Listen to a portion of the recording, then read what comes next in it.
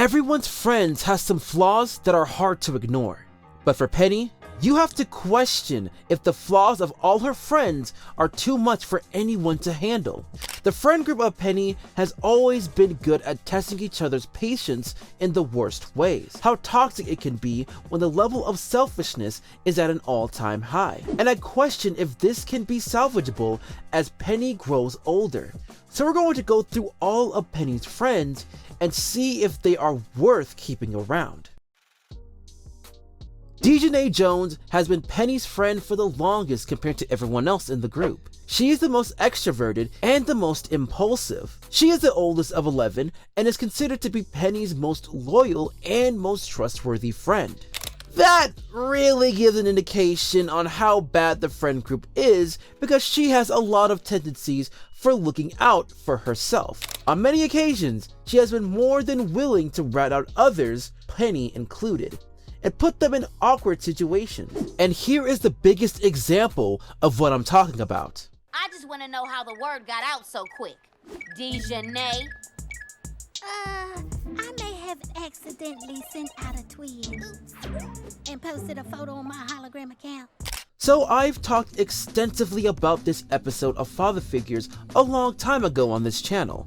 However, we're going to focus on the biggest flaw of this episode, and that is Dijonay not dealing with the consequences of her actions. And it is the biggest example as to why she is a bad friend. The entire Leibowitz-Jenkins conflict started because of this girl. When she caught wind of the parenting situation, she could not keep her mouth shut, even though she was explicitly told not to say or post anything about it. But she did it anyway, cause bump it. News is news. Plus, she has the audacity to not even bother to try and help KG and Maya out, even though she was the one who outed their family situation. She's also done it 2 other times as well in this episode alone. One from outing Oscar's financial struggles of starting a business, and another of making a party at the house of the family she caused distress in. How does this girl have this much influence? Honestly, I won't be surprised if she's an admin on the Shade Room. I'm gonna keep it real. Alright, so I did do a poll a while ago about who would you trust more, Dijonay or LaCienega. Y'all picking LaCienega over Dijonay is f***ing crazy to me. I know Dijonay is someone you really can't trust because her impulse of sharing receipts is out of this universe. But I'd rather trust that than over someone who has malice towards you. Dijonay will blurt things out to everyone, but LaCienega will go out of her way to try and put a wedge against you and those you care about. She is a menace to society, bro, and you can look no further than it all started with an orange basketball. Kareem is playing tonight too. He invited me to his concert. What is a beautiful girl to do? This is the episode when we were first introduced to Kareem, Penny's significant other, for the first time. Kareem is somehow a tool that gets used a lot for Penny's obstacles. The first one has to deal with Penny ghosting him because of Oscar's desperation of besting Wizard Kelly. This is where LaCienega comes in to try to make things worse. When she caught wind of what was happening, she decided to shoot her shot with Kareem, using Penny's struggles with balancing her personal life and trying to appease her dad as a ploy to get close to her boyfriend is unforgivable. That is one code you cannot cross in the friend group. By the way, Dijonay was the first to call LaCienega out on that.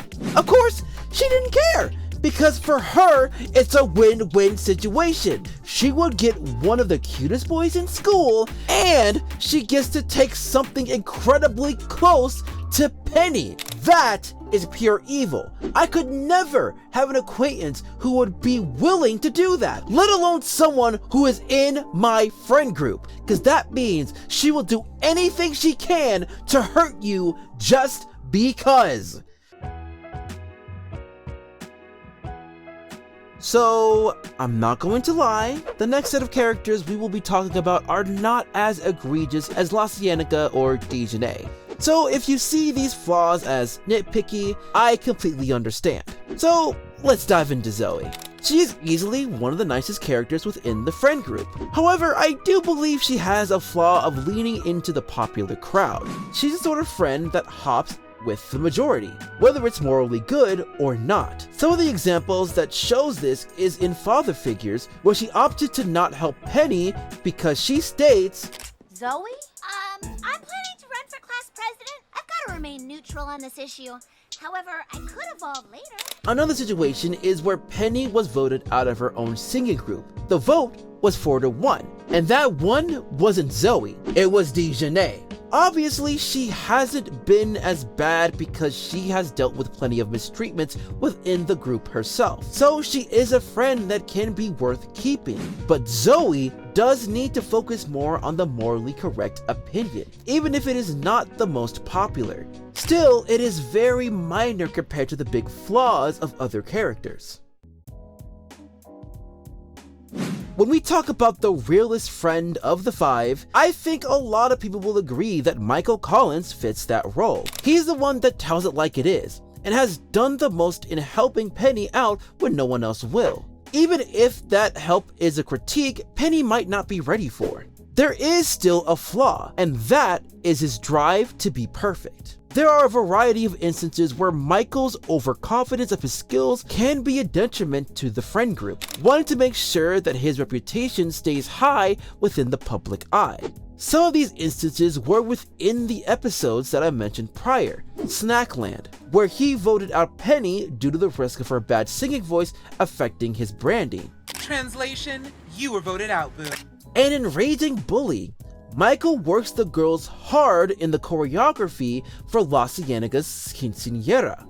It may be LaCienega's quinceañera, but it's my rep that's on the line. And you two left feet having no rhythm, bumbling basics are not going to ruin it.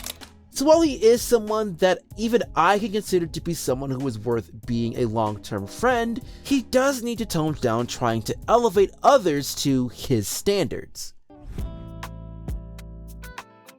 So, saying that Maya is controversial would be an understatement. Considering a lot of her character is based on more progressive thinking, she has gotten her fair share of criticisms as forcing ideology to kids. That's a discussion for another video. Maybe. However, let's actually talk about Maya's flaws as a friend. She is the most judgmental to a fault, and for that reason, she is the most flexible out of everyone when taking sides, like being an assistant for LaCienega when she tried to take Penny's man, or being the replacement of Penny in LPDZ. There's a variety of levels she takes when it comes to Penny because she only tolerates her overall, and she made it very well known in the first episode, New Kids on the Block. Every school I've been to, there's always a group just like you. Think they're smarter than everybody, cuter than everybody, when in reality, you're just lame. The thing about Maya is that she feels that she has the read on everyone, so she cuts off a lot of opportunities to befriend other kids that do not fit her standards. That was the case in her first observation of the crew. She made it clear she had no interest in wanting to spend time with any of them, including Penny. I'm not gonna lie, I think everyone would agree that her instincts were correct. However, the way she handled herself when Penny agreed to come with her to the zoo was not a good look on her. She's shown a lot of stubbornness in wanting to save a panda bear that showed what she was really about.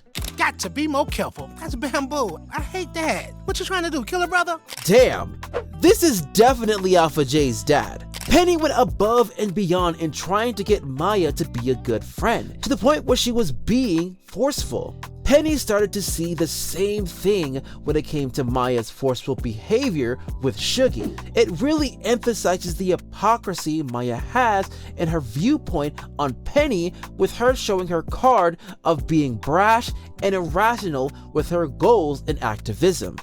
Penny really needs to stand her ground a lot more like she did in the first episode, and really be honest with how she feels with her friends' behavior. I do think some of them mean well, maybe not LaCienega, but Penny will need to have a heart-to-heart with every one of them if the show does continue. Hopefully it won't be as much of a mess compared to how season 2 ended up being.